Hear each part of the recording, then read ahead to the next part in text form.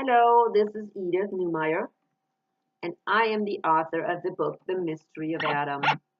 Today, I want to talk about 1 Corinthians 11. Now, I have addressed 1 Corinthians 14, 34, and 35 before. And I have explained that in that case, these two verses don't seem to originate with Paul. Because when you look at the whole section of 1 Corinthians 14, he talks very, very openly that women have the same right to speak in the church as men. He does not make any distinction. But yet in the two verses, 34 and 35, he says that women were not allowed to speak in the church. Why? Because it was disgraceful or something. So go look it up again. But lots of researchers believe that these two verses were not in the original text. This was actually a question that was addressed to Paul by somebody from Corinth, and he is addressing that question. Originally, again, it was supposed to be in the margin, but eventually they put this question in the text. However, they did not clarify it that these are actually questions that were addressed to Paul. And I believe that because you can see that these two verses are very contradicting the flow of the text. And they totally contradict what Paul is actually instructing. And so it makes sense that these two verses do not originate with Paul. Now we're coming in 11, 1 Corinthians 11. I believe we are having the same problem. Paul again is addressing some arguments or some beliefs that somebody from Corinth had and sent this question, in a sense, to Paul. They, the whole congregation or a certain person from Corinth, wanted to have this understanding they had about head covering explained. So Paul, when we read this whole thing, at the end of this debate or this presentation of these beliefs, okay, Paul says, and I believe in this case, it's how Paul answers, okay? Paul answers with this: if anyone wants to be contentious about this, we have no such practice, nor do the churches of God. That was Paul's answer. Now, I will bring that up first before I bring up the debate, okay, or the reasoning, because most people, they just get so caught up in this reasoning that they totally forget that this reasoning is not from Paul. And when you read the reasoning, you can only say, wait a minute, well, where is that coming from? Is that really from Paul? I mean, why would Paul teach anything like that? Paul believes in the Old Testament. He believes in the law of Moses, and he knows when the law of Moses needs to be continued to be followed and when it's not. And also, he most of the time says, hey, the law of Moses, the Gentiles don't have to follow that, or the law of, instructions of Moses.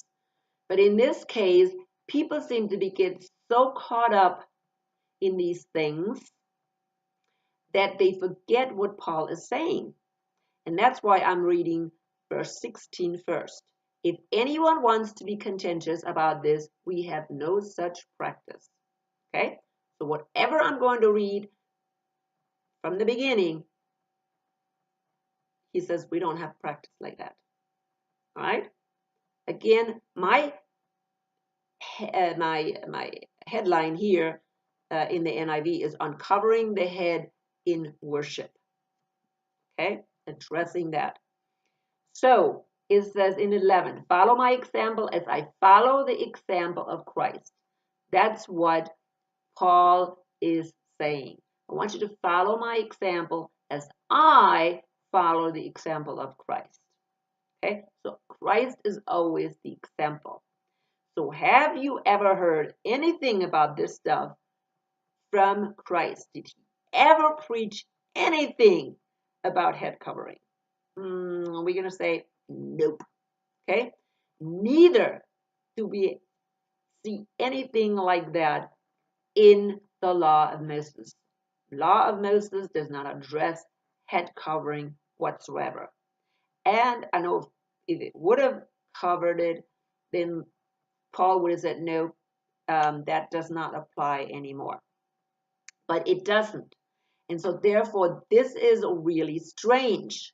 Therefore, I believe it was something that was brought up to Paul, and now Paul is telling the Corinthians what he thinks about this.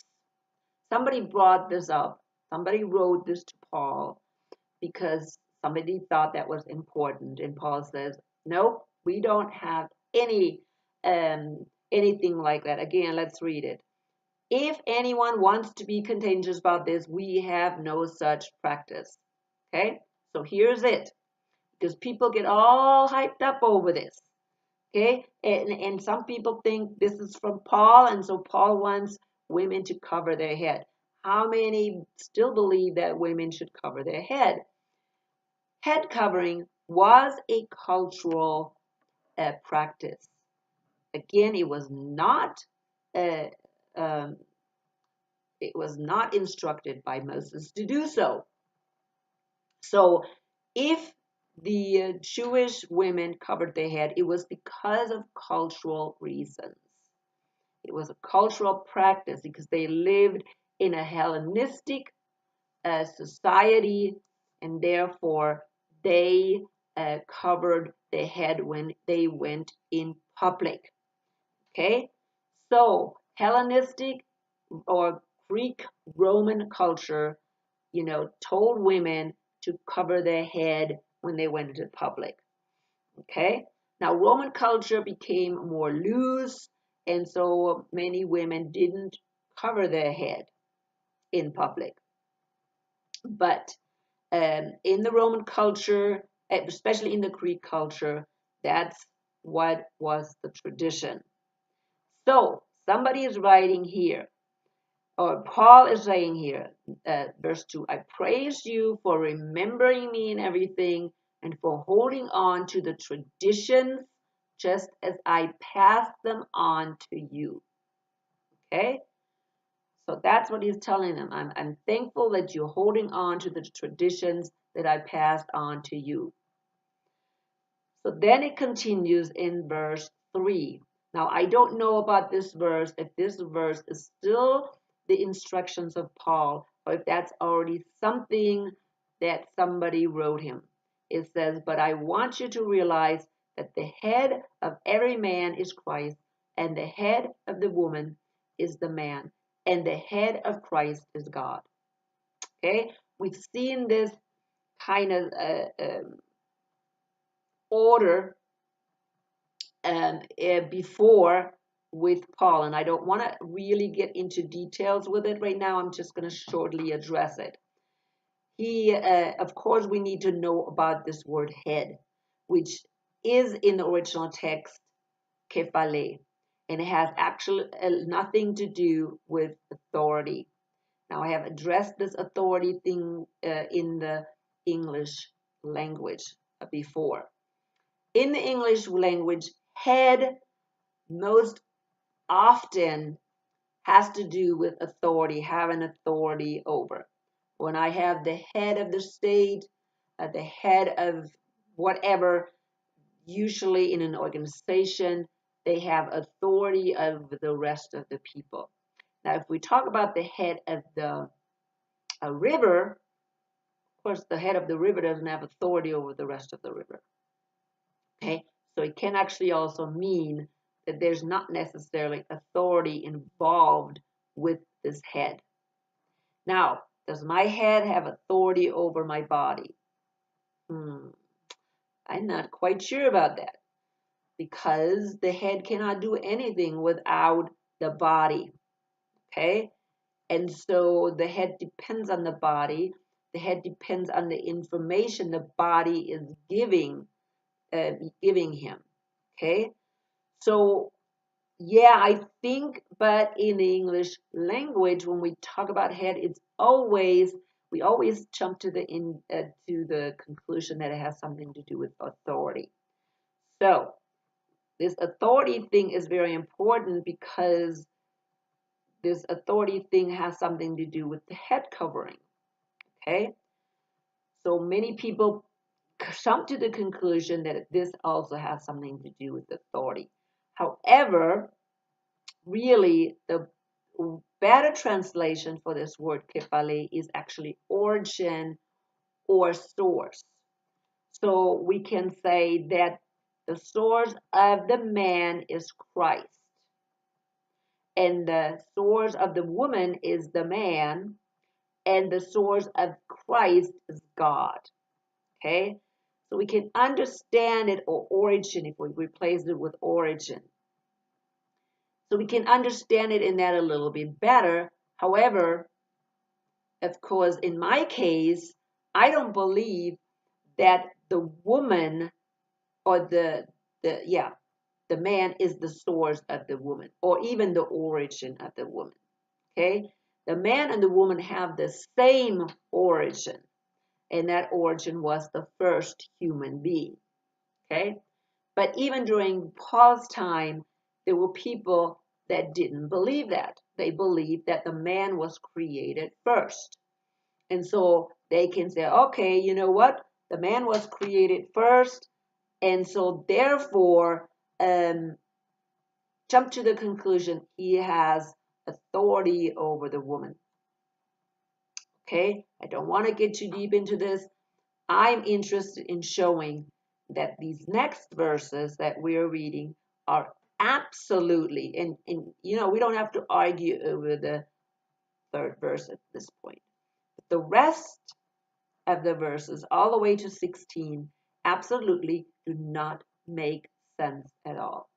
Okay? It says, every man who prays or prophesies with his head covered dishonors his head. Every man who prays or prophesies with his head covered dishonors his head. That is absolutely false. Okay? Because in the Jewish tradition, men cover their head, okay, with a prayer shawl. So it's not disgraceful for a man to actually prophesy or pray with head covered. Nothing wrong. But every woman who prays or prophesies with her head uncovered dishonors her head. There is nothing in the law of Moses that says that neither man nor woman have to cover their head or not cover their head. Nothing. It is the same as having her head shaven. Never ever is addressed in the law of Moses. For if a woman does not cover her head, she might as well have her hair cut off. Now, why would that? Because later on it says, then she should cover her head. Why? The hair, I think Paul addresses this later, that the hair was actually given the woman for a covering. Okay? The hair is giving the woman for a covering.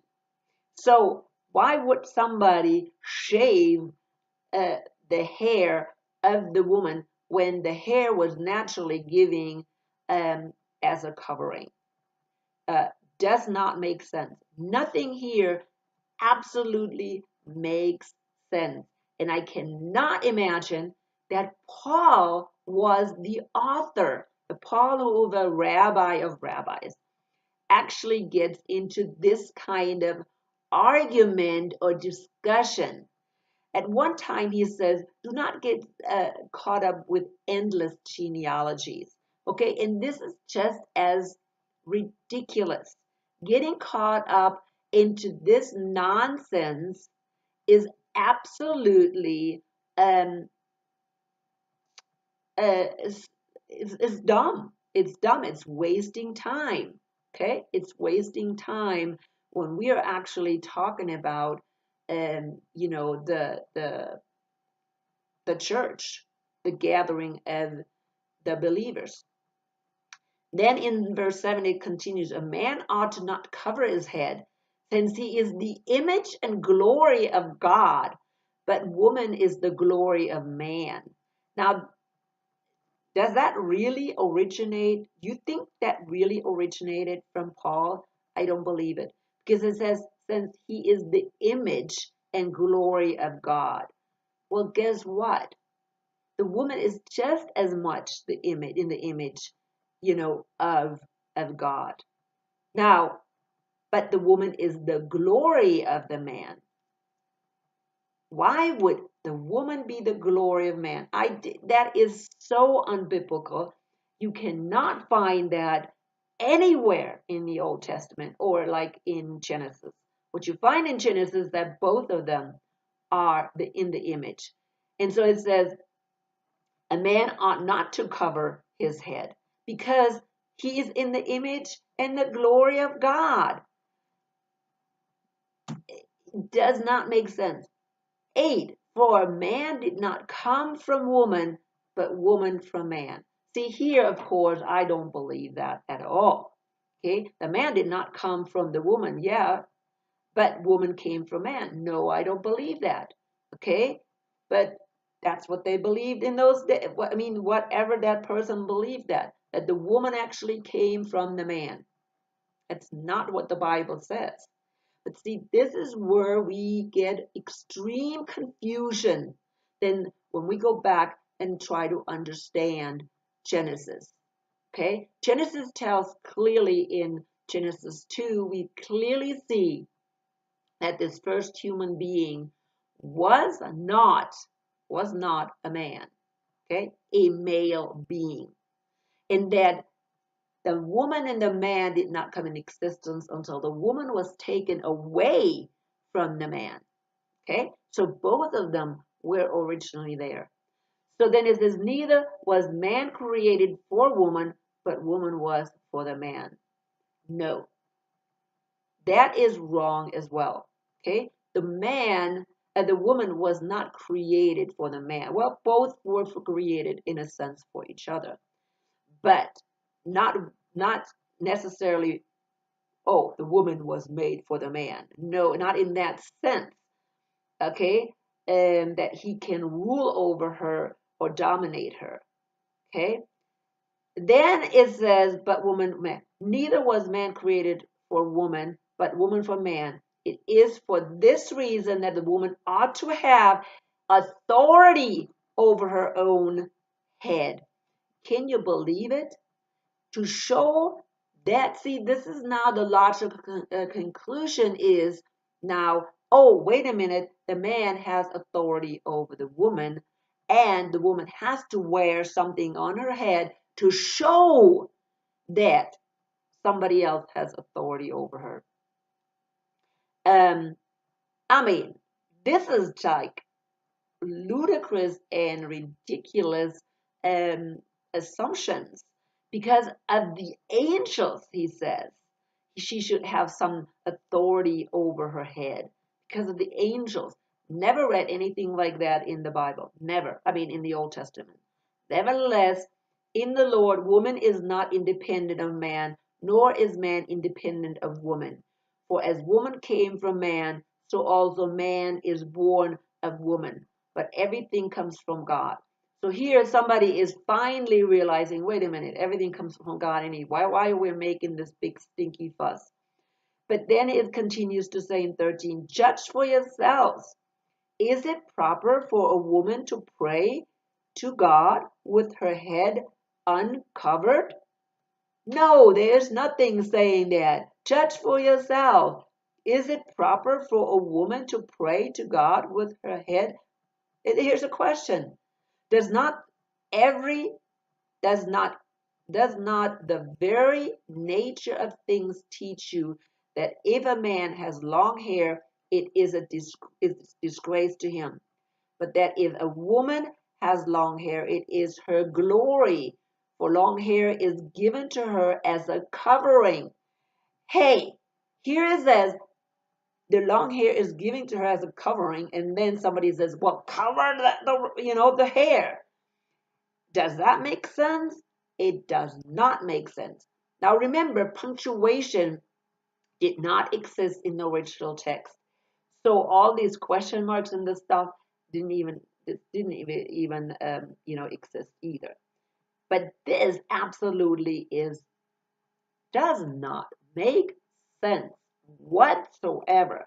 For long hair is given to her as a covering, and then you're saying, well, she needs another covering. So if anyone wants to be and then this is when Paul says, if anyone wants to be contentious about this, we have no such practice. In my NIV it says, we have no other practice, nor do the church of God. But in the original, or in a better translation, it is such practice. We don't have such practice, nor do the churches of God. Okay, so somebody is making a statement here why women should cover their head, and they make such a horrible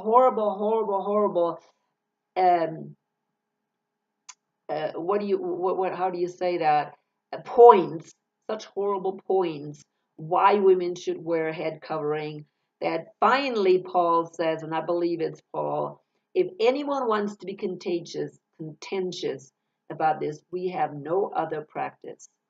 And he's leaving it as such. So this top is not some instructions that Paul gave, but I really believe somebody else brought these up to Paul, and Paul says, with one sentence, he says, put it away. However, then he continues, in the following directives, I have no praise for you, for your meetings do more harm than good.